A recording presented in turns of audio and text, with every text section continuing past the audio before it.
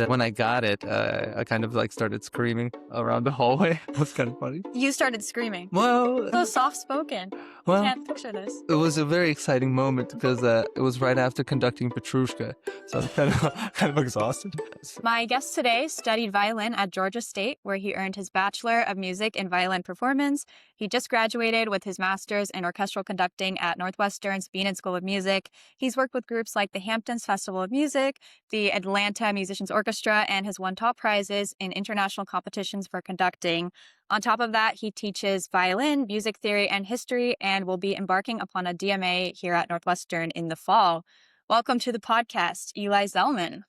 Thank you so much. Thanks for the introduction. Well, I'm very excited that you're here. I want to know how your brain works as a musician and as a person and all of that. But I think we should start with, you just gave the student address at the Bienen convocation. I listened to your speech. It was very good. What was that like for you, preparing that, deciding what to say, and then did you feel pressure to be like the voice of the people? Yes, to all those. Yeah, but preparing it was kind of fun. I loved figuring out a way to create it into like a almost sonata form, but for speech. Of course Nice. I did. Yeah. Then yeah, and I've always wanted to use all the reading I've done in my younger life. Whenever my mom mostly forced me to read books. Darn parents. I know, it was the worst. No, I'm kidding. They're the best. But yeah, and so I decided to like put quotes of each into each three of the main body paragraphs, and then the top line that was like something. Let's see if I remember it. Distinguished faculty was the first one, and so my first paragraph was about the faculty. Then the second one was family and friends. The second one was about how Bienen is a family. And then the third one was being in School of Music class of 2026. And that's when I got more personal and talked about the students. And then obviously a coda. Yeah, that was funny. So yeah, I tried to make it like a kind of very tight knit, mostly because they gave me a time limit. Whenever they, you had to not apply, but you had to kind of get nominated by the student body. Everyone who is graduating gets to vote. And so a few people, I guess, voted for me. And then you get nominated and then you submit a speech to the dean. And the board has meetings, apparently. That's what Linda told me, Linda Jacobs. And What does she know? Yeah, what does she know? I think she knows everything, actually. They decide, they have like debates, I guess. That's what she said. Yeah, whoever apparently had the better speech, and they chose me. Thankfully, yeah. I'm imagining a really intense debate, like throng chairs, trying to get their person in.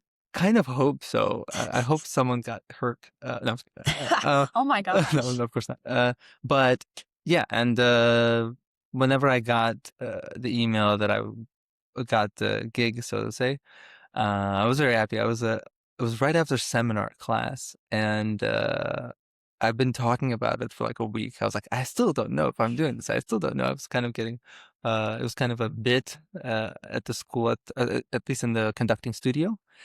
And when I got it, I kind of like started screaming around the hallway. It was kind of funny. You started screaming. Well, So soft-spoken.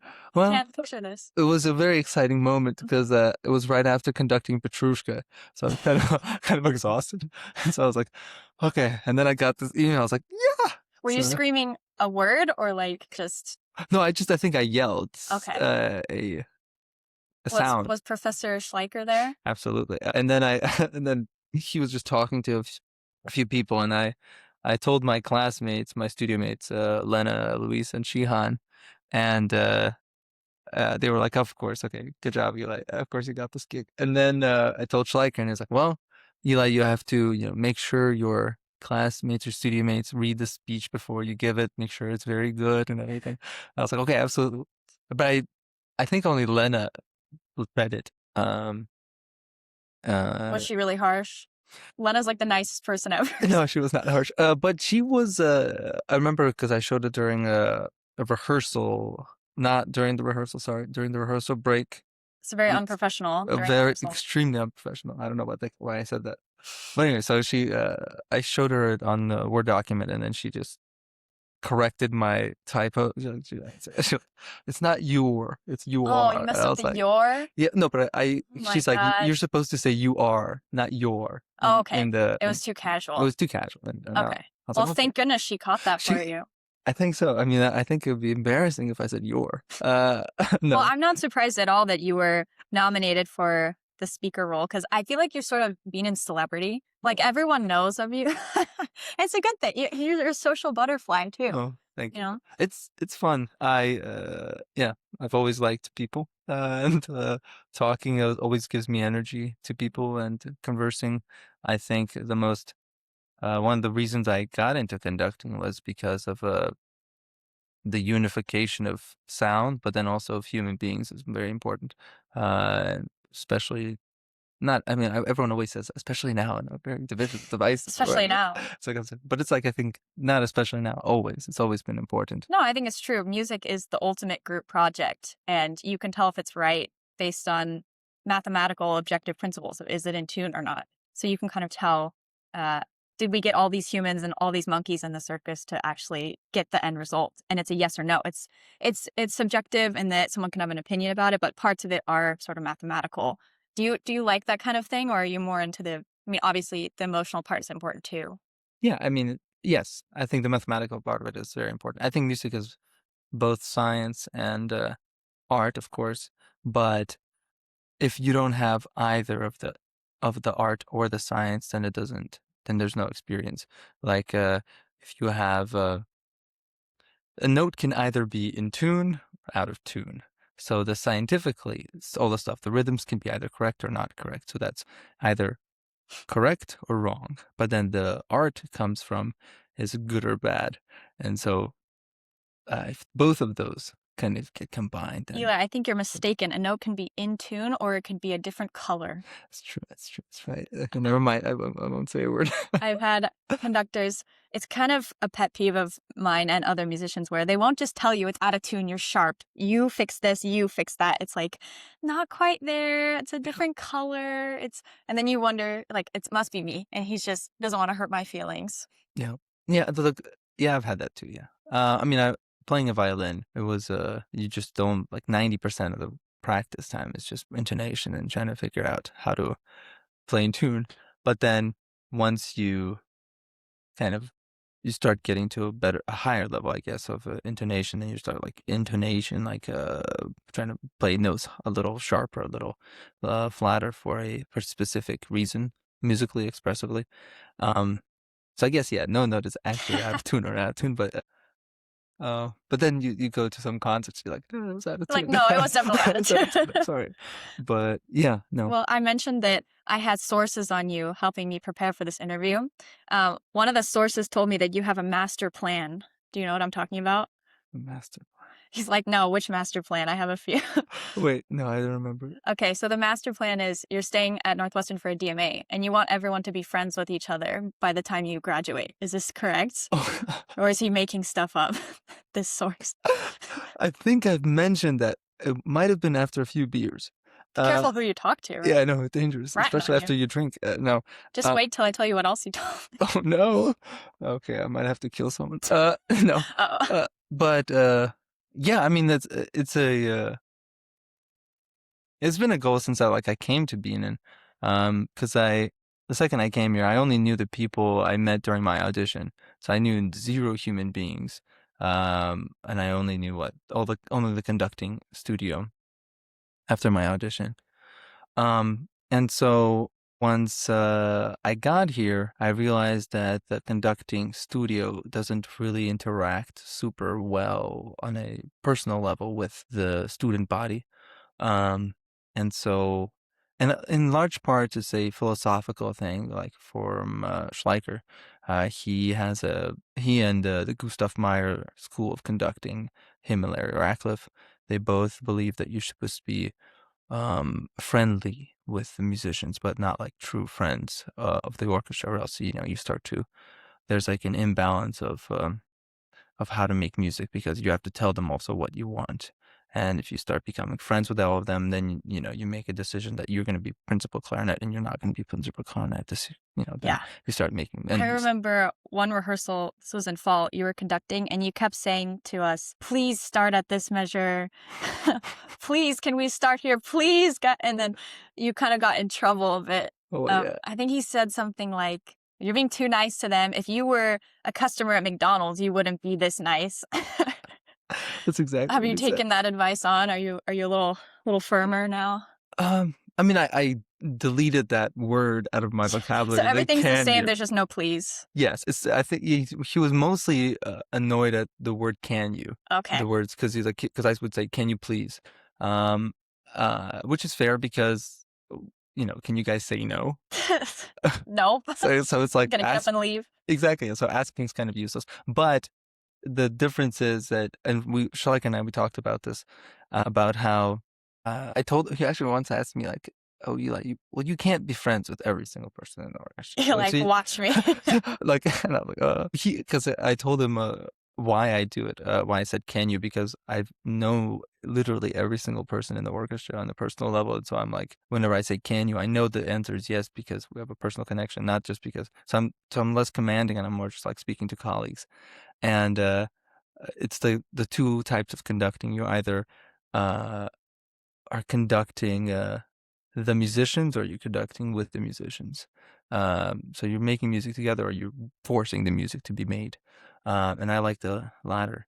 And so whenever he told me, he's like, Eli, so you just have to be more firm, like you said, everything. And I was like, yeah, I just think I think I'm just friends with all of them. And so that's kind of where it comes from. It comes from a friendliness. And he's like, well, you can't, there's no way you're friends with every single one of them.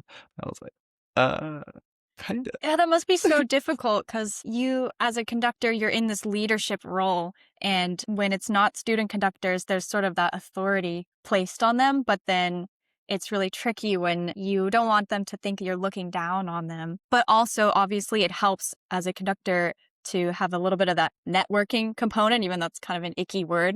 Mm. Um, I mean, that's another question. Sometimes, do you worry that you're socializing with people because you get energy from people and it's genuine, but people think it's kind of a networking motivation? Yeah, I think there's a danger to that of starting to think of trying to collect humans. And I've seen conductors and I've seen directors of different organizations do exactly that, like literally like come up and start like networking. And it feels kind of like, like you said, icky is a good word, but um, yeah, I think it's important to know every single person in your orchestra because the main, I mean, the main goal, one of the main goals is making music, of course, no problem. But humans make music, and the animals don't make music. And I think it's a super important to actually have a unified sound, not just scientific sound, but also human souls connected Mhm. on a deeper level. There's a uh, Schleicher right now is doing a workshop in. Uh, Also, I keep on calling him Schleicher. I It's keep, just so fun to say. I, You're Professor yeah, Schleicher. my Do you call him I call Maestro? him Maestro when I see him all the time. Actually, one time it was a funny story. I was at a workshop in Dallas, and Nicholas Baker, one of Schleicher's disciples, came up to me and I was like, "Oh yeah, I heard you're starting your master's at Bienen. So you're studying with Donnie?" And I was like, "Hmm?" Donnie. It literally took. I have no idea who he was talking about. And I was like, "No one calls." I was like, and You then should have rolled up and called him that day one introduction. Sup, Donnie? that would have been a disaster. He would not like that. But yeah, so I call him usually almost to him I call him Maestro, but then whenever I'm talking about him, I say Schleicher. I don't know why it's weird. You Uh, guys have a funny relationship where from the outside, he's kind of mean to you. Like, we'll be rehearsing and you're sitting at the back of the hall and it's like, Eli, what do you think about this measure? And then he'll kind of disagree with whatever you say and make faces to us like, oh, what does he know? But I think it only works because I feel like you guys are friends behind the scenes. No, absolutely. I think we have a great relationship. I'm very honored to be at a place with in a relationship with a person like that. Obviously, professor, student, but um, yeah, I think Maestro Schleicher could have a reputation at the school that he's kind of like a curmudgeon or something because he like walks around with a mean face. But that's Oh, just, he's so nice. but Like, he he's so is willing to talk to anyone. incredibly nice. I think it's yeah.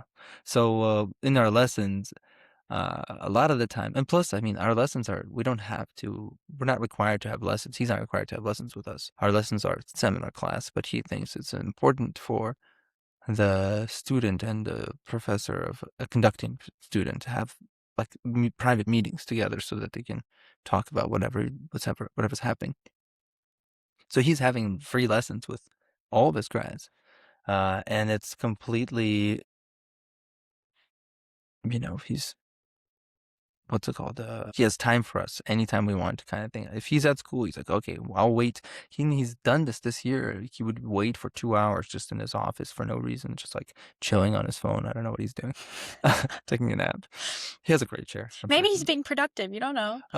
Well, I do know because Oh, he told me he brought this beautiful chair, gorgeous chair into his office one day at the beginning of the semester, and I was like, "So, Maestro, what's the chair for? Is it for me?" He's like, "No, it's for when I sleep in between this class and the rehearsal." I was like, "Okay, great." well, Yeah. priorities, right? No, I mean, It's an investment. it's an investment. Absolutely. I mean, you have to conduct Shostakovich 11. Yeah, You should take a nap. that's a workout. So absolutely work out. I still don't know how he did it that well, but It seems like a high compliment to be close enough with your teacher that they can insult you and make fun of you. I think so, absolutely. I think it's very important, like just human relationships, like with especially guys. I feel like I find it more often. I mean, I don't know for sure how girls operate with each other, a little bit, but I know guys' relationships more because, well, that's what I am, and I think the ultimate respect between guys is whenever you can make fun of them to their face very upsettingly and it'd be completely okay. There's Yeah. nothing like if like true friend of mine or my brothers are like my best friends, my brothers can say the most horrifying, things on earth, things you should never say on camera ever. Um, Although the FBI agent who's watching us every day on Oh, FaceTime, he knows. he knows. He has That's my source on you. got the FBI on me. Dangerous. I'm from Moscow. And, Yeah, it's a little sketchy. things start coming up. But yeah, um, so yeah, it's they've said so many horrible things to me, and it's obviously as jokes, but I feel like that's very important. And so whenever Maestro started saying this, especially this year started happening, I think the ultimate respect was whenever he called me a asshole in front of the orchestra. Yeah. That was incredible. That's like he's risking being sent to HR level. Absolutely, because it was Tchaikovsky's I'm piano gonna concerto. bleep that out, and no one's gonna know what he's. Okay, I was wondering, like, can I say that?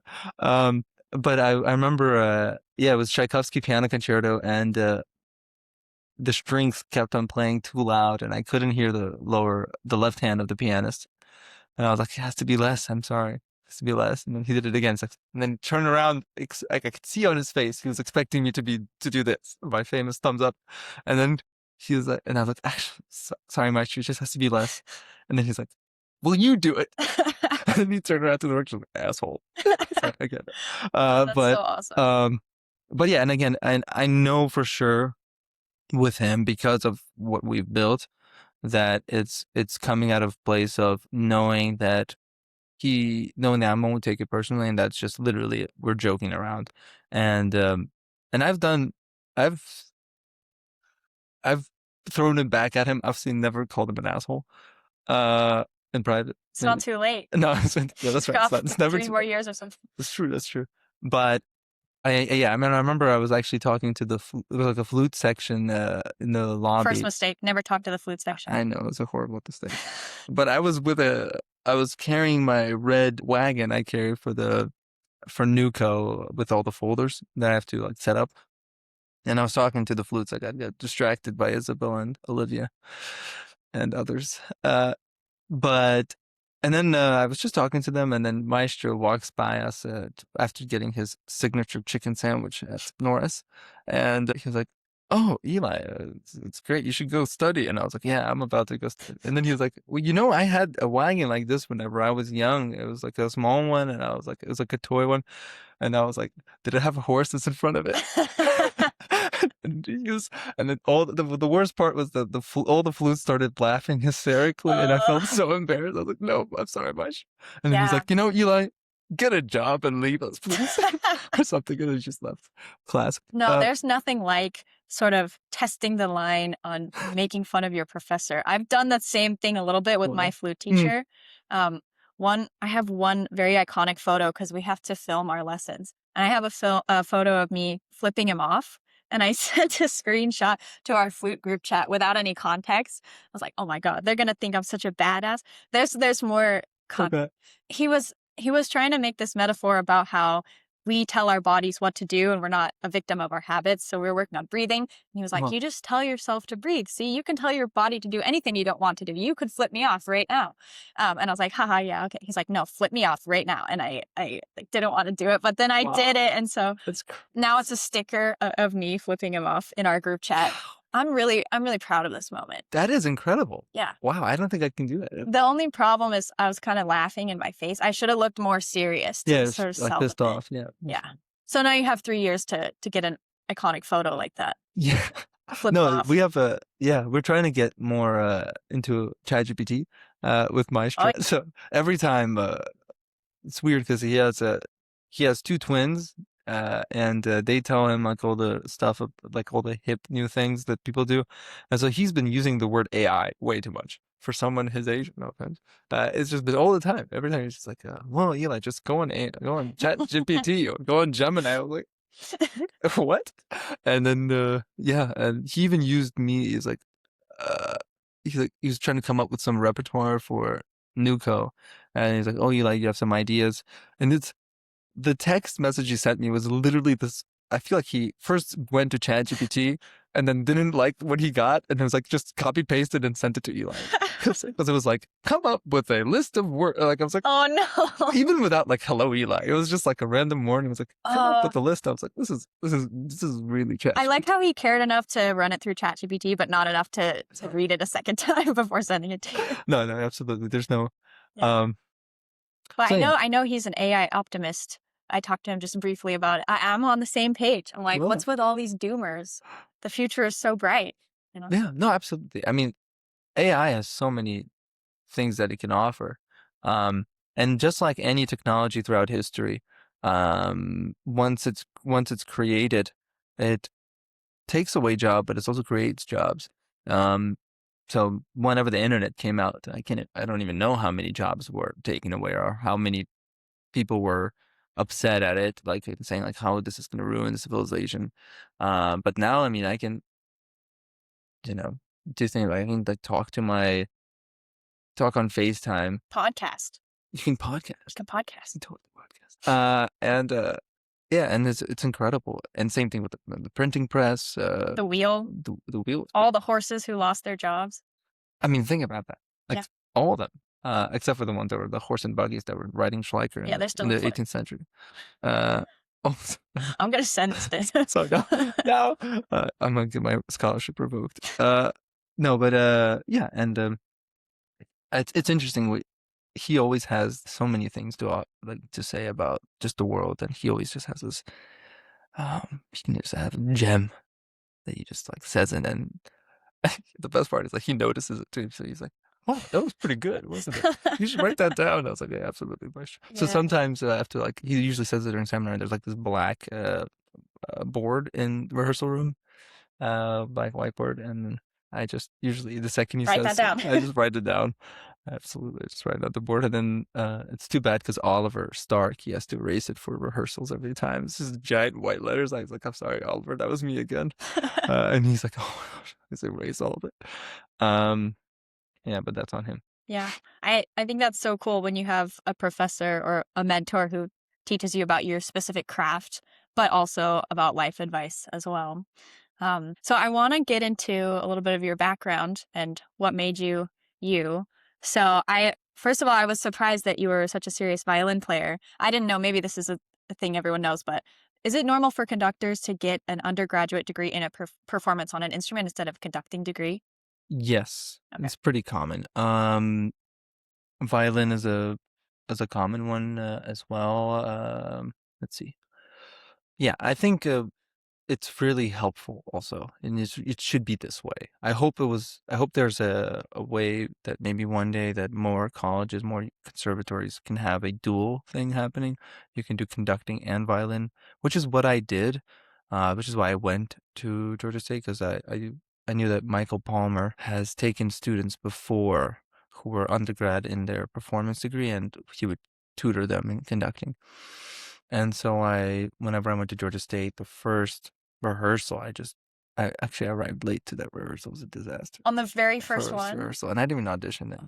I cheat, and I was like, it was not my fault. It was the MARTA station. Anyone that knows Atlanta even a bit knows exactly what I'm talking about. That MARTA never arrives on time, but I trusted it for one day and never again. I didn't write MARTA to any more rehearsals in the entire time in Atlanta, but I came late, but afterwards I came up to him. I apologized, of course, and I was told him like, oh, I'm really interested in being a conductor one day, trying it out, seeing what I.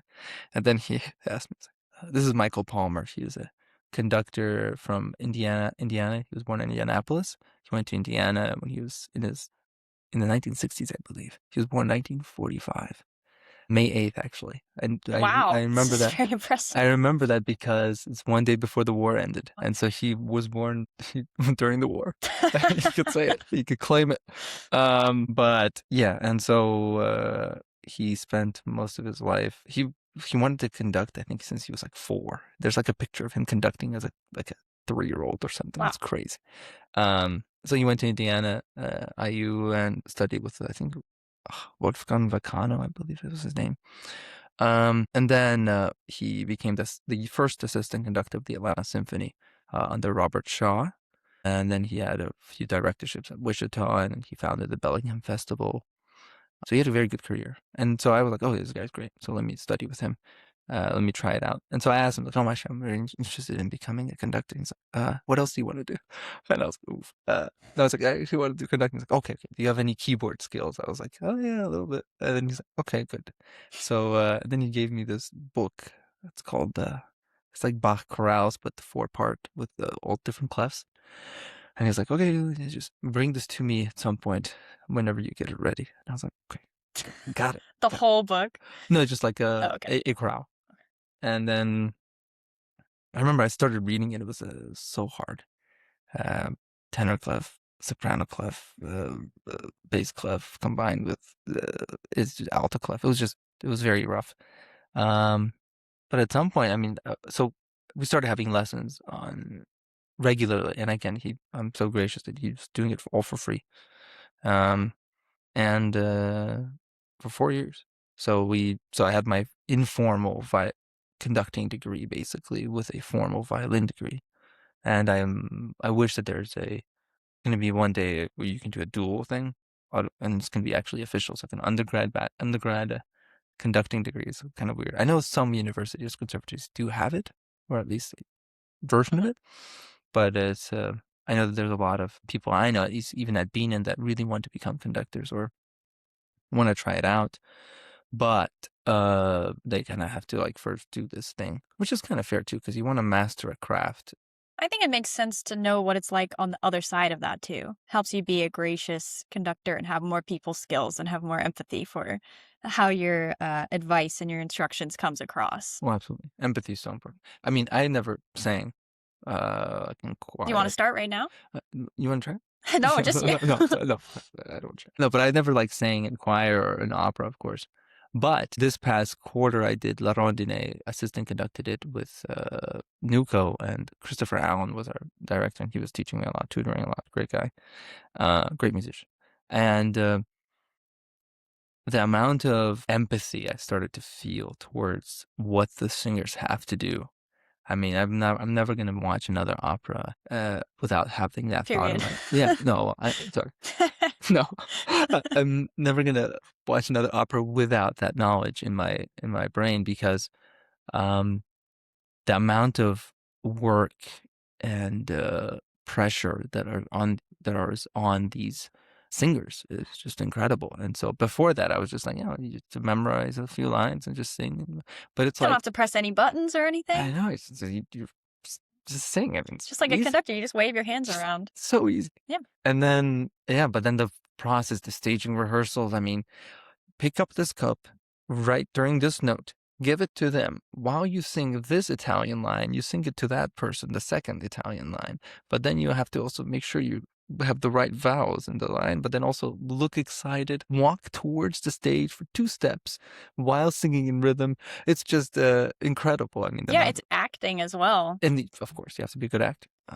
So it's yeah. So I gained so much more empathy. So I think I agree with the mastering an instrument, or at least getting close to it, does build up empathy. And as a violinist and playing an orchestra, I've seen it on the other side, and I know how what comments are kind of not good to hear, or some things that are good to hear from my side of the aisle, and what is helpful, what is not helpful when you're within the sound, and within a group of people. So yeah. Yeah, and I'm sure if you didn't have that experience being the musician, there's lots of things you can say as a conductor that you think you're getting away with. Like if I'm just charismatic enough, I can give it to him straight, you know? But Yeah. conductors get away with very little from my perspective. And most musicians don't appreciate a good conductor until they've had a bad conductor. And Yeah. I imagine we don't know about half the things you're thinking about, half the things you've prepared, the art of cueing. And I've been lucky enough to play in some seminars where I get to see conductors having lessons. And it never occurred to me that there's just really precise things you guys are thinking about. Um, what is it like preparing a piece to conduct that you've never seen before? What is the level of detail you go into for preparation? If it's a piece I never seen before, if it's completely new, the process is just a little longer, because the introduction to it is added to it. But if it's, let's say Brahms 1, what I think Nusa was doing that first fall quarter, um, something like that. My process is, and I've combined some ideas that all throughout my years of talking to my history, and so I start with reading on the composer, even if I know the composer pretty well. If it's like a Beethoven or Mozart, I think I know their life quite a bit. And so, but I still try to read something I don't know. Just try to read a book that I've never seen before, even if it's bad. It's also helpful sometimes. And then I read up on the piece, and then I just go straight to like all forms of analysis. Not many conductors go this crazy, but I just really love reanalyzing a piece, and I think I try to coin a term for my method, and the only thing I came up with is recomposing it, because Okay. I literally do I start with tonal analysis first, like what are the harmonies, then uh analysis of how that, like Roman numerals, how do they function within, if it applies, of course. I mean, Roman numeral doesn't really apply with La Mer fully. Sometimes it does. Then phrasal analysis, phrases and such.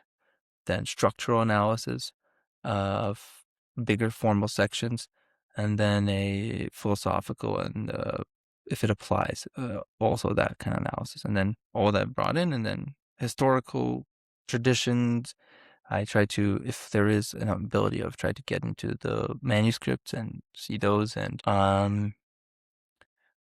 look at the performance history of the different editions that came out of it. That kind of stuff I only do with like really important repertoire, like Beethoven and stuff that you just have to know. For example, like apparently I found it's crazy, like this, I think the fourth or the third chord of the Beethoven 7 introduction never doesn't have a staccato marking on it, and the first two do, and it's in Beethoven, I believe. Okay, fact checking myself. I think Beethoven crossed it out with Rötel. That's the red pencil that he used in editions that he wanted to mark himself. Um, so he crossed it out, or he pulled it. So he approved it, and now we all play those three chords all the time the same way, but maybe we shouldn't. But old Breithoff and Hertel, their scores are always staccato marking on it because the editor just decided to do that. But who knows? Maybe it's not the way we should do it. We should play it. Probably it should have a staccato marking, but who knows? Just a little small example. So that's kind of what I do. Then I start to try to memorize by singing the phrases, playing it on the piano, having it in my head, kind of solipsistically in a room, sitting and how does it sound? Trying to imagine what I think it should sound like. And yeah, and to try to memorize a lot, but if it doesn't work out, it doesn't work out. It doesn't matter. But this is a very detailed process. The fact that so much effort is spent investigating one little dot, one little mark on a piece of paper. Do you know what it is about? It seems like you're very motivated by an accurate representation. Is it about the composer as a person and you want to bring their specific thing to life? Or what exactly is that motivating you? If I can say that the goal of the conductor is to maximize the message of the composer. And so I try to think that in my head the entire process, kind of trying to take out myself out of the equation. I mean, Gustav Mahler has this, Professor Schleicher always teaches this. Conductors, we must leave our ego at the door. And It's not about you. It's not about me at all. We just happen to be, he always says that. What's the difference between a conductor and a musician? Or an orchestra musician? It's like, it's just, you just happen to be a conductor. And they just happen to be a violinist. And that's true. And I think that doesn't only apply on the podium, is what I think is missing a lot of times in a lot of younger conductors. I say that also as a young conductor. Your ego needs to be left at the door, far away somewhere, and just left there forever, because you also have to study the score with egolessly. Yeah, I was part of I agreed to be a musician for this ensemble that this conductor was putting together. And he was like, we're going to record it, big flute solo, and Nice. You'll have a recording of it. The only camera he set up was a zoom in on him. He's a good conductor, but it was just maybe a little much. No, that's a bad sign. All those things are bad. Yeah. What Marin Alsop calls it, facial gymnastics. Yeah, he had practiced his facial gymnastics for sure. Bad. Yeah.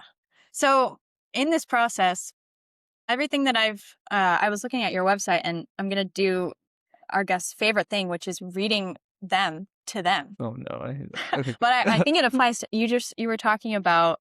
Okay, I'm just going to quote it. So, music means the world to me. Hardly an hour goes by without it in my life. Chesterton said, quote, life exists for the love of music or beautiful things, end quote. I never have to force myself to study, play, practice, or listen to it. Music fills my life with boundless joy, fulfillment, and profound meaning. And I think that's beautiful to hear. But I also wonder, it sounds almost like too good to be true. Yeah. And part of this obsessive process that you talked about, I understand what it's like to be motivated by the obsession of something. And sometimes it crosses the line into now it has to be just right. And like, I cannot stop. I can't sleep until I finish this. Can you tell me the other side of that? What's the other side of that? Yeah. I mean, it's a balance. You have to, I do always never have to force myself, like, but there's a Russian movie, but anyways, in the Munchausen, I think is, and the guy pulls himself out of a swamp with his hair. So it's like, you don't have to do that. I don't have to do that. Maybe not a force, but a little push sometimes. A little push, for sure. But especially, and Schleicher always pushes me on this because he sees me talking to a lot of people all the time. So he's like, Eli, go study. That's it. He always says that. Go study. If you have a minute, learn a measure. And I was like, okay, fine.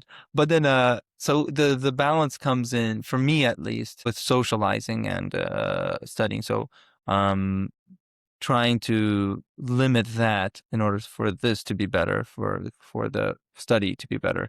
And I usually notice it when there's an imbalance, and usually sadly it's a post factum thing. If I conduct something and I don't feel and I'm not as prepared, then I'm realizing that maybe I've spend more time studying, and but it's like everything. I think some days you feel very inspired, some days a little less. Um, but vocation is a vocation, and once it, I think once it chooses you, you kind of are stuck. Yeah, but I think people think music is supposed to be this fiery passion that you wake up every day and you're so happy you get to do your craft and make art. And how could there possibly be this part where you can get burned out and you can use discipline and you have to sacrifice other parts of your life? Like it sounds like for you, it's not a problem being motivated to study your craft. It's a problem having to choose between that and all the other things you could be doing in your life and all the people you could be talking to. Is that right? Right, right, right. Yes, yeah, for sure. I mean, yeah, I don't wake up. This With might a be, a s fiery passion. Yeah, this might be a surprise for a lot of people. Don't wake up just like there's this episode in Friends with Joey wakes up and he's like, "Morning's here." It's like, no, not that. Okay. But some days though, if it's something exciting is happening, but yeah, you have to discipline yourself. You have to make sure you wake up on time and do your stuff and study, study, study, study. But again, the goal is it's for the composer and it's for music. There actually Gustav Meyer's book is Composer, Orchestra, Conductor, and that's the right lens of what we should be viewing our daily life and the way we interact with musicians and everything. It's supposed to be composer first, then the orchestra, then the musicians, and then finally, how do we do it? Um, so yeah, Do you have this existential burden on you that this is the meaning of your life and there's some sort of potential you have to live up to? There are certain things you are predestined to do in your life and you have an obligation. I to a degree. I have there's a vision of a future that I have, but it's a very broad one. It's like I've always wanted to be in music, in whatever capacity, and whenever, as I was growing up as a teenager, I would try to get into whatever way of doing music, whether it was uh, being a librarian at a symphony, whether it's like helping with the production of a festival, preparing the parts, being the actual musician in the orchestra, being an understudy, or being a conductor, in whatever way I knew that my pathway is the musical one. And so the North Star that is kind of guiding me is that vision of somehow making it in 2020, whatever, 2030, who knows, 2040 as a conductor somewhere and being a part of an orchestra in whatever capacity and making great music. But it doesn't have to be, you know, I have a rational brain, so it's like Berlin Philharmonic is not calling me tomorrow, uh, probably ever, and it's okay because it's we I'll all. put in a good word for you. Oh, great, thank you, great, thanks, Karine, you're the best. Yeah, but you never know. So you never know what's going to happen in your life. But what you could do is you can focus on yourself, get better yourself every day. But yeah, I think there is a worry, you should be afraid to fail fully, of course. I remember I was talking to, oh, actually, this is not going to be good for musicians, but Darius Leonard, he's a linebacker for the Colts. I think he was a rookie defensive player of the year in 2018. So I was at the Atlanta Super Bowl whenever the Patriots beat the Rams 13-3. It's a great game. You could tell me anything about sports and I would just believe you. No, absolutely. And so I met him at me and my friends, we snuck in to a hotel room in Atlanta in downtown where all the Hall of Famers and all the football players were staying at Hyatt. We lied to this reporter, Lamont, I believe was his name, that we are young interviewers. We want to get better at being an interviewer. And so, can you get us in? And he's like, okay, I got you. You're gonna be my understudy. Oh He my was gosh. completely drunk. Your life of crime began. It just absolutely, well, it became much earlier than that, but Except for the Russian spy stuff. the Russian spy stuff, that, well, that's on the wraps. Yeah, that's We'll cut that we'll out. cut that out. Absolutely. For sure. Thank you. And so we got to, and so we got in and we saw all these, Odell Beckham Jr. We saw, the first thing I turned around, for some people that'd be very cool. I was in shock. I love sports. And so I turned around and I see Warren Moon standing right next to me. And he's like, this amazing voice. He's one of the best, like, he was one of the first, I think, black quarterbacks. Um, and he's a Hall of Fame, fantastic player. Met Larry Fitzgerald, Emmitt Smith, these incredible players. But anyway, so I met the Darius Leonard, and he was kind of standing on the side there. Great suit. Oh my gosh, such a good suit on. And so, and he told me, and we asked him like questions about like life and how do you view success and how do you uh, motivate yourself every day. And he just kept on hitting at it. He's like, it's very important to be afraid of failure. It's very important. Every day I'm Huh. afraid of failing. And so that keeps me going. Now, I don't fully agree with it, but there should be that somehow, somewhere. Whatever that means to you, though, also is very important because failing is a very subjective. So find your limits, find your bar of success, what you think is success, and how do you get to it, and find small goals, make small goals every day, and conquer those goals. But it's okay to be afraid to fail, I think. I didn't expect you to say that. I thought the story would go the other way. Because that seems like the sort of toxic fuel that would burn you out eventually, running away from fear. I think you do need a negative motivator, but the main thing should be the positive motivator. For sure. And also, it's helpful to frame around if I put in this amount of effort, then that's good enough. It's not the outcome. And then Yeah. zooming out, would it be, I don't think you would say it would be a wasted life if you spent your whole life trying for this goal and it never was the Berlin Phil. And you're already very successful in your own right, and I have no doubts, but I feel like a life spent toiling at something that you love is also not a waste. No, I mean, the famous thing is like it's not about the destination; it's about the journey. Is 100% the case. Um, yeah, I totally agree with that. But you can combine all these things. Like I think that's what you said. Like you can have a sense of the little negative reinforcements in order to come. I mean, there's a butchered "Insterculinus invenitur," the Latin phrase that in the dirt you shall find. And so the things that we most need to get better at, we usually find it in the worst places we don't want to look at.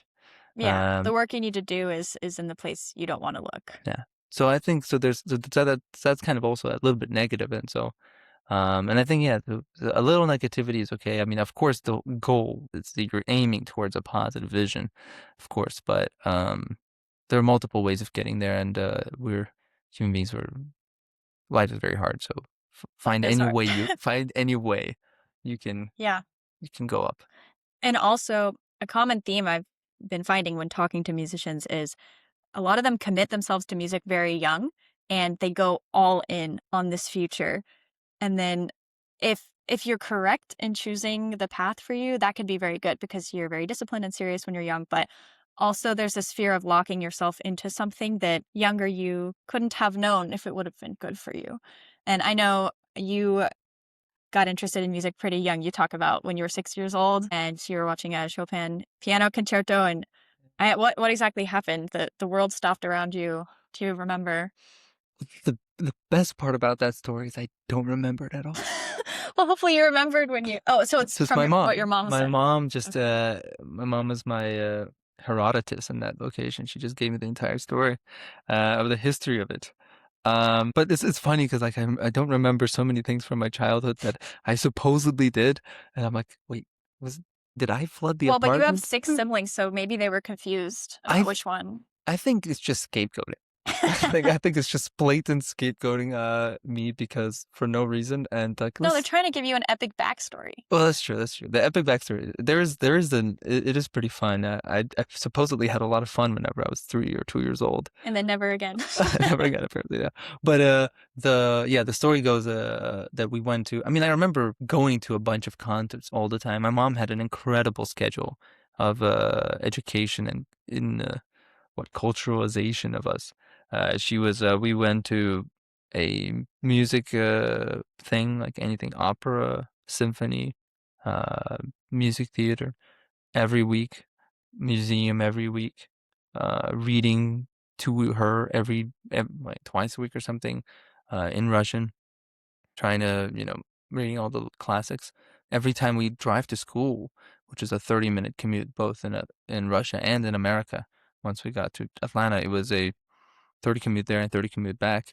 So that's an hour of audiobooks, an hour of Oh, wow. Kafka, an hour of Dostoevsky. And so that kind of education that she gave us was incredible. So I do remember going to a lot of those kind of things. I just don't remember the specific concerto, but she does say that I was very rowdy I mean, I still am a class clown. I don't know how I don't think I can ever shake it off, but I was always a lot of energy, somehow trying to always entertain people. And I was at this concert. We were listening to Chopin, but the first piece wasn't Chopin. I think it was an overture or something. And I was, like in my chair. The chair was like, I think I tried to make it kind of literary in my bio, but It was very literary. thank but I was like, as if the chair was kind of annoying, but I was like moving so much. But then the pianist came and he started playing, I think, and it was just one of Chopin's, both Chopin's concertos are just incredibly beautiful. And they were just that. It's not a deeply philosophical work like some of Liszt's stuff or Wagner or Brahms. It's just immense beauty, capital B. And she tells me that I didn't move a muscle for the entire concert, for the entire concerto. And that is shocking to me. It's almost unbelievable because I always move around. And so, yeah, and since then after that day, my mom gave me to violin. Um, I started playing violin and yeah, that was kind of the way it began. It was kind of, Yeah. uh, How do you reflect on it now that you committed yourself to something so early? Not at 6, but sounds like at around 14 you wanted to be professional. What was it like to know so young? And then now you've kept your promise to your younger self now. Do you still have that obligation to your younger self? obligation. Good word. Well, whenever I was 12 and 11, I really wanted to be a basketball player. I thought I was going to make it Wait, into how the tall NBA. are you? I'm not tall enough. Well, 5'10", I don't know. It's the internet, you can lie. Um, I'm Okay. 6'6". I'm Kobe Bryant's height. 6'7"? 6'7" actually would be even better. 285, absolutely. Big muscles. But anyways, it's just the camera's view. Oh, yeah. Everything is, I'm mogging you a little no, bit, but absolutely, yeah, it is. it's okay. Absolutely. So, but yeah, and I wanted to be a basketball player. I was practicing basketball, like as a violin, just every day. I would wake up like at 5 a.m. and go work out. Oh my God. Um, but I remember I told my granddad, it's like, oh, I think I'm gonna make it. It was so funny because, Russian Jew, there's like zero Russian Jews in the You were NBA. going to be the I was first. gonna be the first one, yeah, barrier breaker, absolutely. Um, excuse me, and so yeah, and then he told me like, you should think about what you want to do in life, and I was like 12 or 13, and I was like, really? And he's like, yeah, absolutely. And what do you want to do? And I actually thought about it. I remember, if not that day, a few days later, and I was like, what if I tried this conducting thing? And I loved orchestra at that time already. I loved going to symphony halls and listening to just the orchestral sound was the first thing that captivated me. It was whenever a orchestra plays like a G major chord. It's like strong, powerful. It's just so immense. So, um, yeah, and I was kind of I think I feel an obligation to my younger self to continue that dream, but it lesser feels like an obligation and more just as a adventure. every day is just like, well, what can I do in order to continue on this adventure, and how do I keep going in order to keep going? So, I uh, think adventure is the perfect word for it. Now everything is so comfortable, and if a person wanted to, they could stay inside and live their whole life online. But if you start taking risks with things, and I think we all know what we're supposed to do, maybe not in the end, but we know what the right next step is, even if it's uncomfortable, especially if it's uncomfortable, that sort of gives you information. And then you just sort of follow the journey of your life. And what some advice given to me recently was this person said, in all literary stories across history, in the hero story, the protagonist goes into the woods where it's dark and scary, and then a guide appears who gives daunting. them, yeah, who gives them advice. And it's also not the person you expect. It's not like this beautiful. It could be Yoda in Star Wars. But so the idea is you have to go where it's dark and scary, and then that's how you're going to find your path out. Yeah, And also, we can't pretend like we know how the story's going to end. You yeah, just literally have to go on an adventure. yeah. I love that. I mean, very archetypal also, and the way up is down, as and yeah, Carl Jung has that. Oh, what did he says? The goal. The way the way to heaven is through hell. Hmm. And so, and the biblical story matches that perfectly. The way, um, for people who are interested, yeah, the Christ story is that it's just that the only way God comes to earth, homo fiat Deus et Deus fiat homo. So God becomes God becomes man, so that man can become God. I think that's Athanasius. I don't know, I forget. But yeah, and so it's this, and so the same thing I feel like in practicing and everyday life, it's that. And I actually was thinking about the sonata form, and I'm always thinking about sonata form because that's so I see Nerd. so, but it's so it's everywhere, and it's all variations of sonata form, and that style is is pervasive in literary works and any works you find. You just have the same equation, just different variations of that equation. Like and then I was reading Aristotle in his Poetics. He writes the three kind of chapters of what a hero needs to go through, or what a person needs to go through, or how do you write a tragedy? I believe that's what it is. And it's like the peripeteia, which is the first part, which is a conflict between uh, and arises, so to speak. Then uh, anagnomesis is whenever it uh, goes through development, and then catharsis, which is a resolution. So exposition, development, recap, and then every book has that. Every good book has that, I think. It's funny. You can learn these things by going through your own life, or you can learn it quicker by reading books and seeing what people have already figured out. It's funny. I have a little motto that I say to myself, which is the only way out is through, which is what you were just speaking about. And you mentioned the Christ story, which is the ultimate example of that, because he's a person who hasn't done anything wrong. He's the best person. He's the son of God, and he's being killed by people who know that he's innocent, but they're being selfish. And it's just like every bad thing piled on top of each other. And yet that's the way life is. And yet people take so much from this story.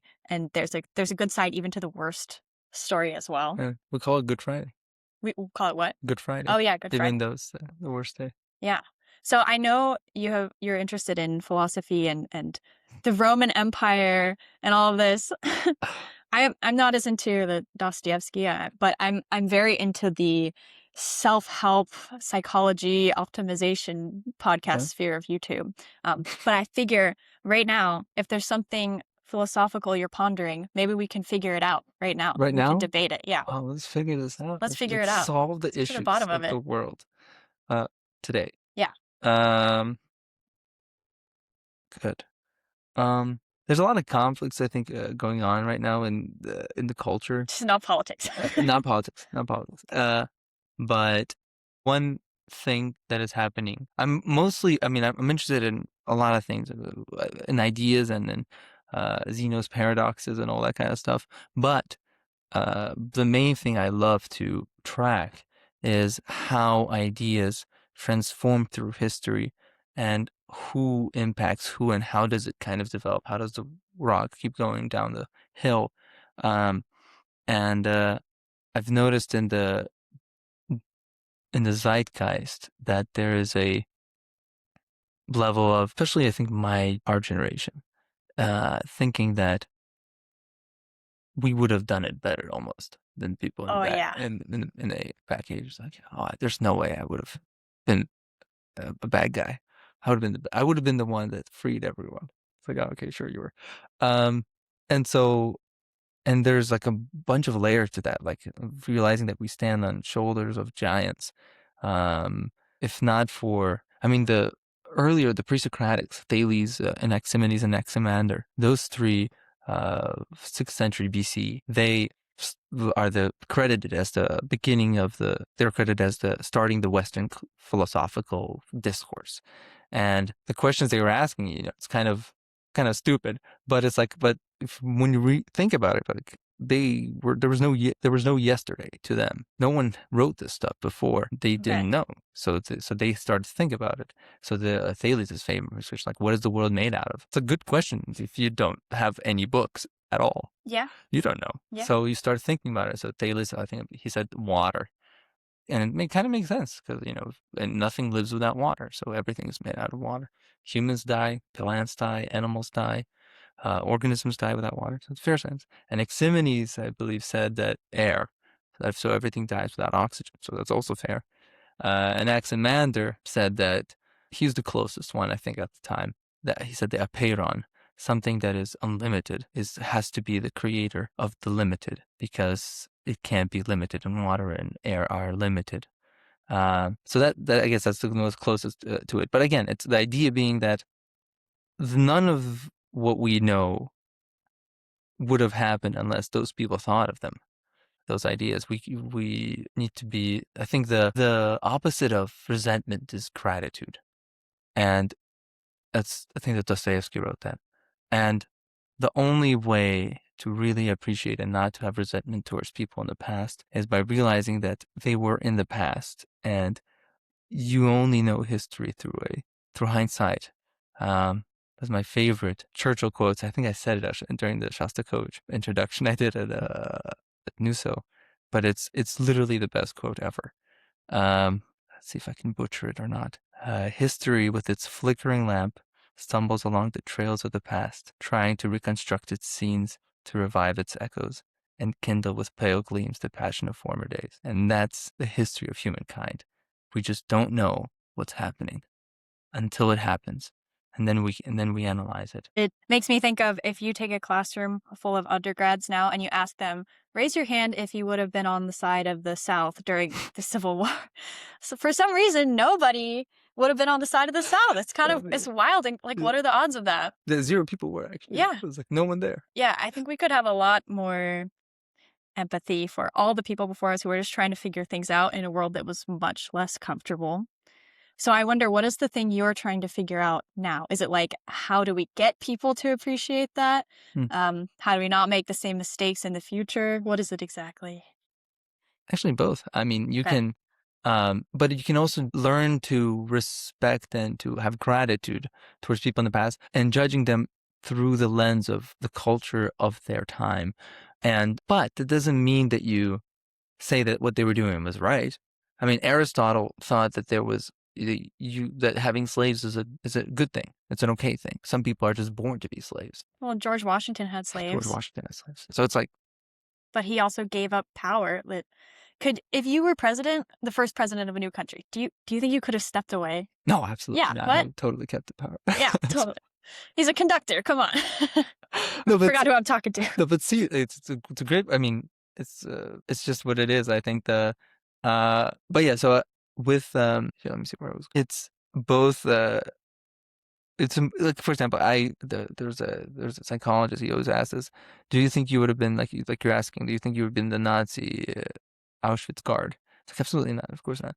But then the thing is that there was a whole nation of Germans. A lot of them didn't know what was happening, vast majority. But then there was the entire Wehrmacht and the entire Nazi Gestapo and the Volkssturmen and the Totenkampen, all of them, they knew. And they did it. And why? Or how did it happen? How does a human... This is one of the... I guess if I can take a slight detour, I remember once it hit me, and I was like, I didn't know it. I still didn't know how to fix this problem. How can a nation of the German line from, I think it's Der Denker und Denker, the thinkers and poets. That's what they called Germany because it was the most culturally immense nation in Europe, 19th century, 18th century. How can a nation of that kind do also Evil. participate in Auschwitz? Yeah, it's because I thought my whole life that Bach makes you a better person, but apparently maybe not. And there's an incredible video on YouTube, and it's still up there, of Hitler's birthday, and Fritz Wagner is conducting the Berlinville, and they're playing Beethoven's Nine, Ode to Joy. Wow. And all of the Nazis that they're showing videos, they're showing pictures of Heydrich, of Goebbels, of Hitler, of Goering. All of them are just sitting in the crowd. They're listening. They have no excuse. It's in German. It's Schiller. They know this line, and it's talk about the brotherhood of man. They're sitting there listening to it, and it's like crickets. Yeah. Or maybe not. So I don't know. It's been a lot. That one, once I kind of comprehended that music supposed to make you a better person, but does it make you a better person? Like great music, like Mozart. So I don't know. I can't fix that. I think music is good or neutral, and then humans can use good things for evil, and they regularly do this. Especially smart people who can convince themselves of anything. And then you add on good people doing nothing, convenience. But mostly I think you must know smart people who can convince themselves of dumb things because they make such a good argument to themselves. Yeah, for sure. So, I guess, well, Plato has this.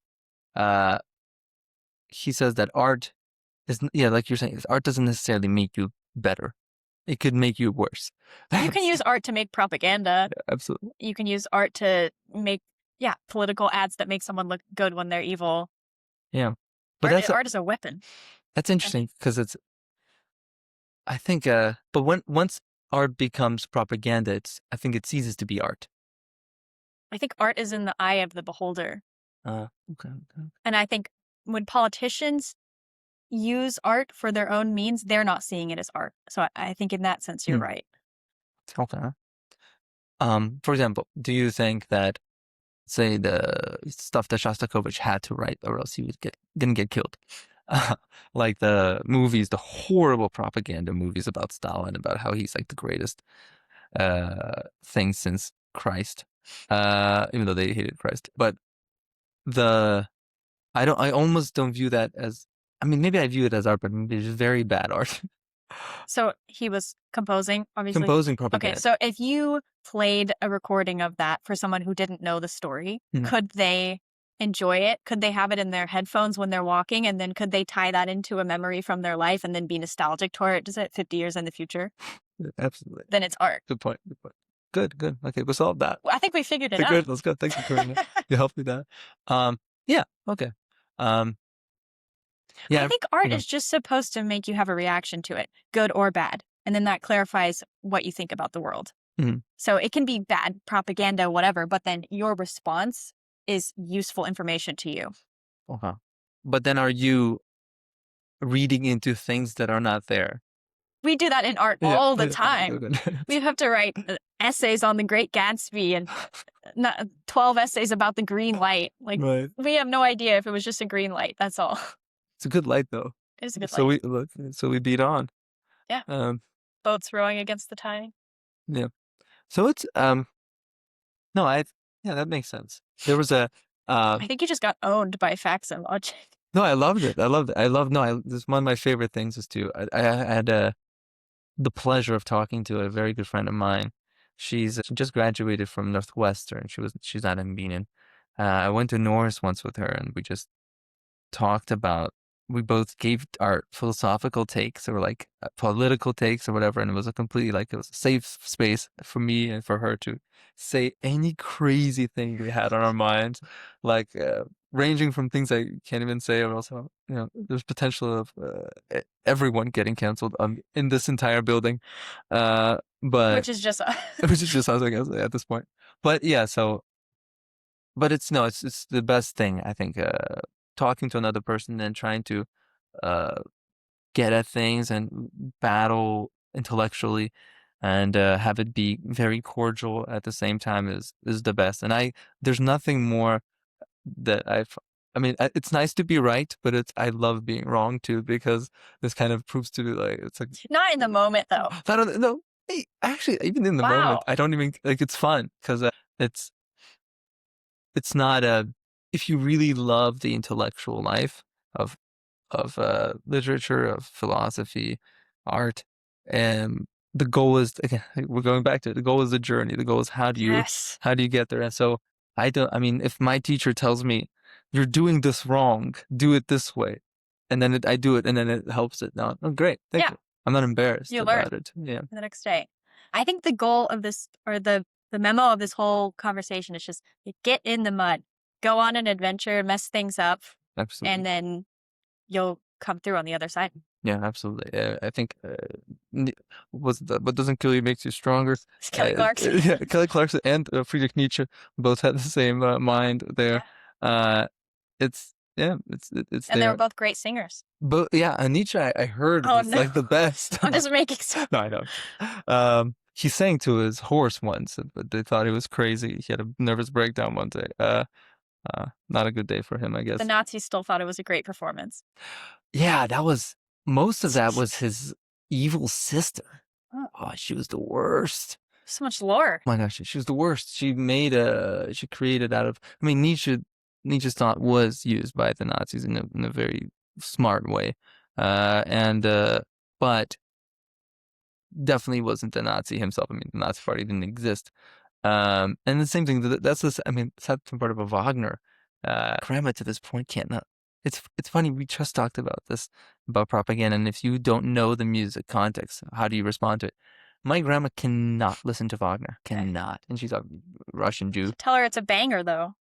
It is, and she knows. And she's like, oh, it's great music. But every time I play her Wagner, and she knows it's Wagner, then she gets like a almost a physical revulsion to it, and and sometimes I play a trick on her, and I play her a part from something that I know she doesn't know, like a third act of the Meistersinger. There's no chance she knows this part, but it's beautiful. And I play for her, and she's one of the quickest people to tears and on planet Earth. I remember every time I would play for her on the violin, she it wasn't that good that it warranted crying every time, but she would cry every time, and then she's like, "Oh, I remember my mom would play violin for me and stuff." And so I would play this part from Wagner, and she would start weeping, and she's like, "Oh, it's so beautiful. Who is it?" And I was like, "Mine enough." So Okay. not to ruin her experience of it, but if I said Wagner, I mean the tears would go away, and Oh, it that's just happened. so cruel. But it's interesting because yeah, we experience life. I mean, I remember there was a friend who came to our house once, friend of my dad's, and I was like, yeah, I was like 15 or something, and I was already getting very into music, and I was like, all these composers were already my friends. I read up some of it, so I was like, I'm like, I was defending every single one of them. The Uh, dead composers were your friends? Absolutely, yeah, Okay. every single one of them. I had a hard time getting to know Mahler, but he was a great guy too. But all of them, and at some point, so I had to defend Wagner a lot at my house because of obvious reasons. And except for my mom and I bond over our love of Wagner. But so he came to the house and he started giving takes. It's my favorite thing that people do. Is just like start giving their unsolicited advice and takes on everything. Uh, and he said like, "Oh, I think is just the worst. His music will make you into a worse person." And I was like, and then I got so mad. I was like a 15-year-old. I was like, I don't even know what I was saying. I was just like spewing words that made no sense. It's just words, words, words. That's what Hamlet says. And then, um, but then he was so adamant about Wagner making you as a worse as a human being. But then I don't know. I don't think that's the case. I mean, clearly it's not the case that music makes you specifically into a better person, like we talked about. But it's also not the case that it can make you into a bad person. Can you steelman it? Can I Steelman? Oh, absolutely. I can try. Do it. Let's see. Wagner was operating from a place of immense hatred towards the Jews.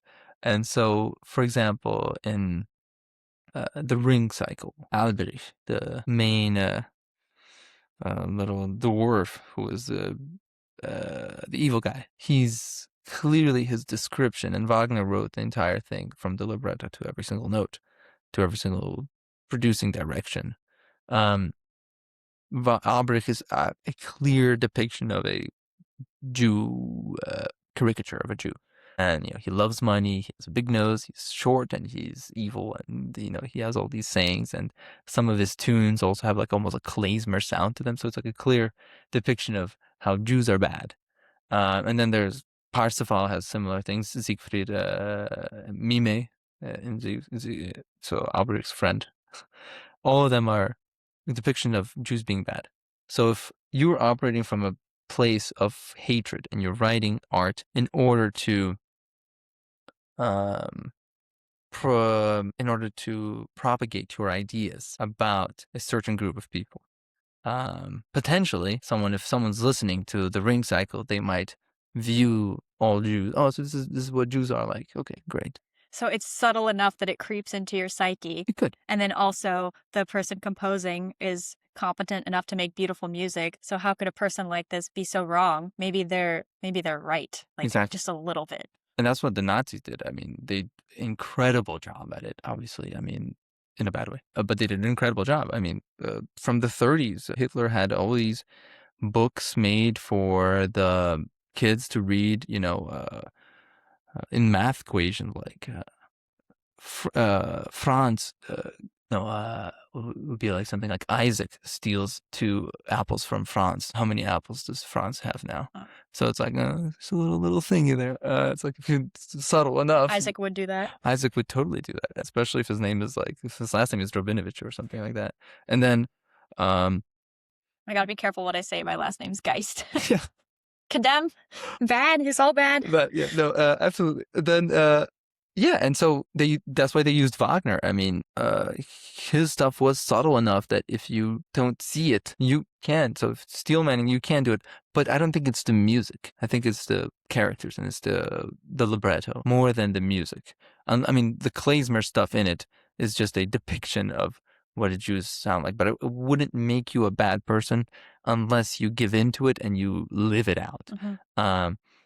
The music is just sound. It's just waves. Yeah. The rest is the human junk that we add to it.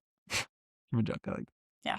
But would you Steelman it in a similar way, or you go another route? I think in the same way, where you respect the composer and they've made something so beautiful that you want to give them the time of day to consider their other opinions.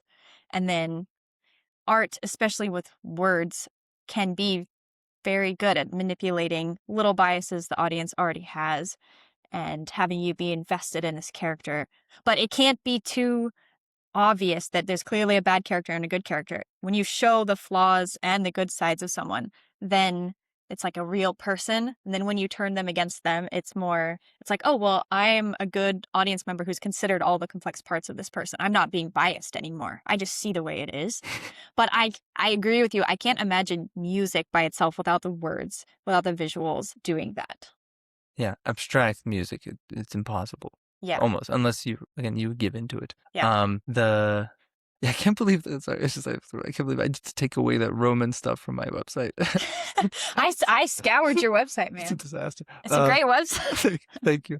You're gonna have to take it off.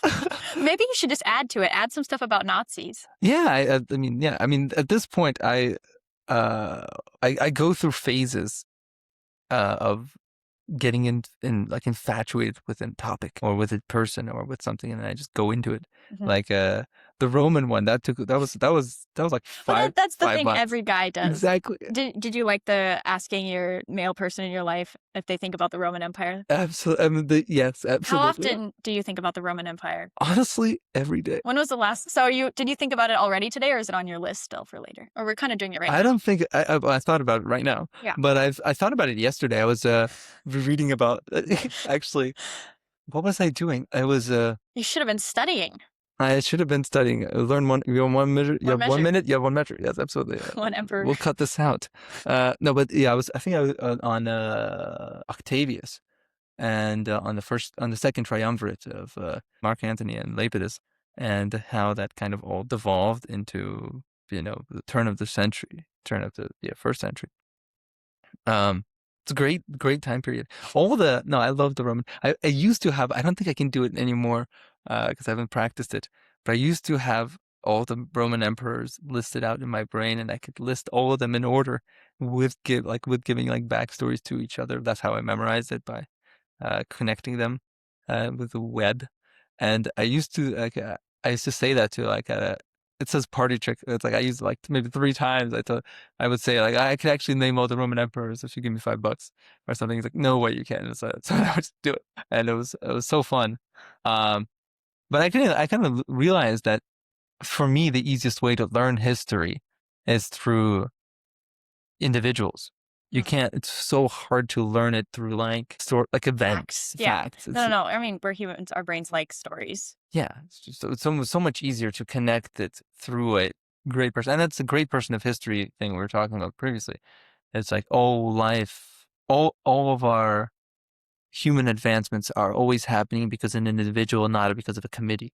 That's like uh, what was there was an argument people were making that Shakespeare is written by like a group of people as Shakespeare. Yes, he's not real. It's She's not real. It's actually just like Christopher Marlowe or something like a group of committee. a group of what's it called, like a cult, like Cult is actually Shakespeare. yeah, it's just Shakespeare. And I was like, there's zero chance. It could be Shakespeare might not be the right name for him, whatever, or it might be like a pseudonym or something. But it was definitely written by one person because no committee can write Hamlet. Impossible. It has to be a singular mind connecting it all into a the greatest story. And so yeah, it's the same thing with history. Um, all of history is connected through individuals, and it's also very biblical in that God never chooses a group, 5 people. You guys do this thing. And so usually Moses, a Jacob, a Joseph, a Jesus. And sometimes he'll choose a person who doesn't think they're the right person. Most of the time, Yeah. especially. Yeah. I can't remember if it was Moses or someone else, but they were given this task, but they said they can't speak well. Moses. Okay, it was Moses, but he still had to do it anyway. Yeah. I think the Midrash, the oral tradition of it, is that Aaron was the spokesman, Okay. and Moses was the leader. And so Moses, and that's in the beautiful analogy and beautiful exemplar of how sometimes we got to delegate things we are not good at. Just if you're not good at it, give it to someone who's good at it, and that's the perfect. And that's why Moses was chosen as the leader. Mhm. You have to be able to delegate things. I mean, I guess this comes to conducting also. Yeah, that's what Just you do as a conductor. Delegating, like for example, it happens all the time. It happened in La Rondine. There's so many things you got to do when you're conducting the opera. It's so crazy.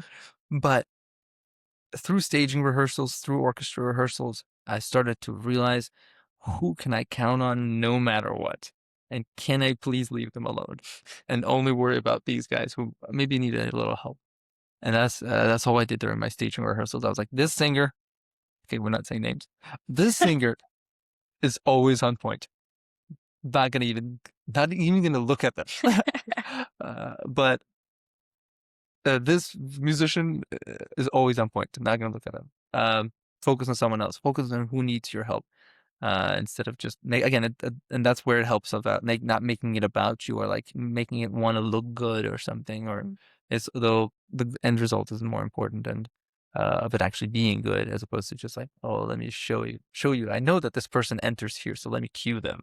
It's like they're gonna come in. It's crazy how philosophy and social skills and being a musician, all of that ties up into being a good conductor. Hopefully. Hopefully. Yeah. Well, Eli, I think we figured out the world's problems today. Yeah.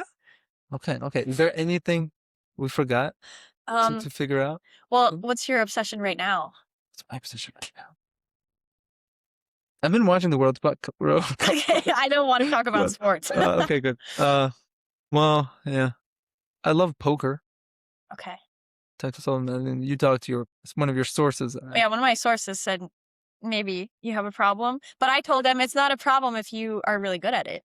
You win. Honestly, yes, but recently I haven't been Oh, no. haven't been good at it. No, but it's what did they say? I'm gonna say to the camera, never gamble money you cannot afford to lose. Yeah. Call it 1-800. I forgot. Yep. I think I used to remember them. They can't sue us. We're good. We're good. Yeah, but yeah. I think World Cup has been pretty nice. Have you been obsessed with anything recently? Oh, just this podcast. Obsessed. Kind of. I'm always into. I mentioned psychology podcasts, and then those of my interests in those have sort of morphed over the years. So first, it was how to be the most productive and optimize everything and build habits, and then those podcasters they slowly learned that. Oh, I can be really obsessive at this, but then I actually have no fun in my life. So, like, how can I optimize things enough for me and my version of success, and then also have a good time along the way? Absolutely. And that's probably, I don't know if that's the advice I need to hear at the moment because I'm a student upcoming in your career. You don't really get to worry about work-life balance. You just work, you just say yes to everything. But it's still interesting to hear. Okay, one thing is lessons that you can't learn by someone telling you. You can only learn by going through it. And so one of them is, what about all the celebrities who have $1 million and then they kill themselves? Yes. There's probably something to that. No, 100%. Versus now, I spend a lot of my time worried in the back of my mind about figuring out how to make things work, how to get paid in music, and how to not be relying on my lovely parents providing for everything. And it's sort of like a low-grade anxiety all the time. But I know I'm going to figure it out. Maybe I won't be principal flute wherever. I'm going to figure it out. When I look back on this when I'm 90, I'm going to say, I wish 20-year-old me wasn't so stressed out all the time. I'm older than 20, but I wish I had enjoyed that time. So it's like, I know I would tell myself that advice. How do I get myself to do that now? Yeah, that's good. What was you said that the silver spoons that kill themselves because of all the success. Yeah. Yeah, success is good. It's nice to be successful, but it clearly is not the end result of life. I mean, I think Dostoevsky's Notes from Underground, in this book, the guy does everything he can to destroy his life because it's so successful. Yep, he's so bored that at least if I make a mess of it, I would feel something. Yeah, so it's absolutely success is good, but journey and connection, human.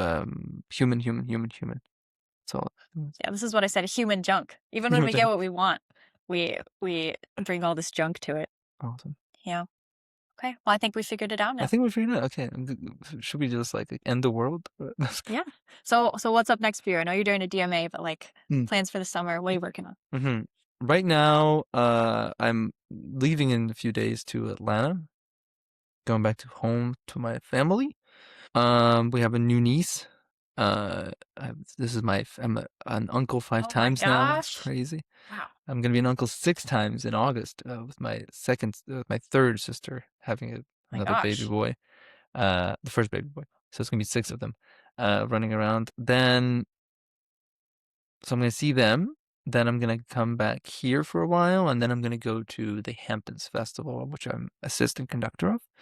And at the moment, I'll be conducting the Hebrides Overture on the final festival concert, so that's going to be very fun. I lost my Hebrides course. If you see it anywhere, people, please let me know. It has a bunch of markings in it. For all the people who watch to the end, one of them is going to have it. It looks like mathematical equations, and it has colors in it. It's like the ramblings of an insane I should start asylum. signing my scores or Yeah. something because like for it to get like because I don't know where it is. I conducted it a Philharmonia concert here in the winter, and then I think I like left it on the podium or something, and then either someone took it, in which case you're evil and I hope you die. But that's good. But please give it back. Anyway. Schleicher's gonna find it, and then you're gonna be in trouble for them too. Yes, I think so. But yeah, so that's on the mark for for right before the fall. I mean, the festival ends on September 13th is the final concert, and then we have to pack the festival, and then I go back to Evanston to start my DMA. It's gonna be fun. I'm excited. Yeah. It's Luis tells me he's our DMA student. I think he's just gonna be a second year DMA. So he says it's a lot of academic work and stuff. But you know, I like reading, so I think you should can be fine. find a way to make it so you could just read about what you want to. Like, I think reading Dostoevsky is going to be really helpful for me. And we've shown how it is helpful for you. Absolutely. So just like get on the teacher's good side. I believe in you. Oh, thank you. Are you how long do you have left? I have one more year for my master's degree.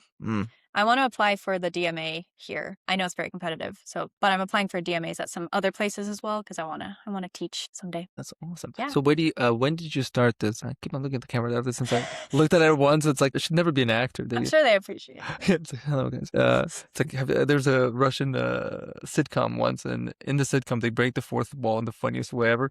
Because this guy is like, oh, I should be a good actor, and he's like a doctor or something, and then the guy's like, you can't be an actor. You can't even not look in the camera. And he's like, yes, I can. Was this Joey from Friends? No, it was a Russian sitcom. Okay. But Joey's a great actor. Joey's great. Matt LeBlanc? No. Yeah, Matt LeBlanc. Remember the episode where he gets a face transplant and so they replace him with a woman? That is one of the funniest episodes. I remember whenever Ross comes back and he's like, wait, so they have a brain transplant? And then he starts laughing and then Joey's like, what? I thought you were a scientist. It's so funny. There's so many good Joey lines that we say, like with the trifle they made and there was like meat in it. Meat. It's like, good. Meat, good. Sweet's good. Jam, good. And he's right. It is. Okay, man. That episode is also hilarious. I love the Chandler line. There is it's like, I'm gonna eat it. I'm gonna go eat it and enjoy it on the balcony whilst I'm enjoying the view or something. It's just so good. Oh my god. And then what was it? Judy's like, I'm gonna enjoy this in the bathroom, and then her husband. What was the dad's name? Oh, I forget. But the dad's name was like, the dad was like, I'll help you dial or something. It was just the funniest. Friends was great. But anyways, what did you ask me before I started looking at the camera? Oh, you were asking me about making the podcast. Yes. Okay. How long? Like how long ago? When did you? I started recording these a month or so ago, but yeah, recent idea. I figured a lot of people get an idea and then you never kind of follow through on it, but might as well. I'm here for the summer, might as well. Also, I want to talk to people anyway. So I don't know if it'll be successful or not, but my thought is, wouldn't it be cool to have 100 conversations with people where they let me just ask them whatever, and it's not small talk, and it's like what I would really want to ask them anyway. Yeah. And then so I think I'll do 100 before I decide if I'll do more. I don't know. Maybe not, but it won't be a waste. What was the genesis of the idea? A part of it was, like I said, wanting to talk to people, but also wanting to be more entrepreneurial so that I don't have all the pressure on winning an orchestra job. I'm still going to be taking auditions, but I figure if I can build a bit of a brand, maybe I can start getting students and building a studio, learn how social media works. That was the main idea. Was there like a singular point where you're like, ooh, this is it? Kind of in my lesson. 4 a.m.? It wasn't at 4 a.m. No, I was sleeping. But no, my professor was encouraging me to try out these other parts of my personality and wanting to be creative and not wanting to put all my eggs in one basket. He also says that I have a way of, in lessons, we have to audit people's lessons once a week. And I have a way of telling people feedback that is accurate and what they need to hear without them being offended by it. Yeah. So I think that's something I should foster as a teacher, and just having conversations with people kind of comes more naturally to me as well. And I want to show people. I made fun of you for your paragraph about how awesome everything is. I want to know the other side of that Yeah. because we all feel that. But if you're in a practice room by yourself, you might think you're the only one that feels that, and then you might quit. And you Yeah. might be an awesome musician, and that's your thing on this earth that you need to do. But if someone just told you it's supposed to feel that way, maybe you would keep going. Yeah. Oh yeah, absolutely. I feel I'm it's so awesome that your teacher did that. I feel like so many people quit because of their teacher. It's Yeah. just I think it's like that if I would put a needle into why why did you stop playing music? Even if you're not doing it for your career. It's like, oh, I had a horrible teacher. I had a teacher that was too hard at times. So it's a being a all the great teachers, it's the only reason we have Berlin Philharmonic because we have good teachers. Yeah. So yeah, that's awesome. I hope you have a Thank you. huge studio. Yeah, no, I appreciate that. It'll, like we said, it'll work out. Just going on an adventure. Awesome. Awesome. Thank you for watching the practice room. Please remember to like, subscribe, and comment. Also, contact me on Instagram or my website if you would like to be a guest or would like to suggest a guest. Links in the description. Thank you.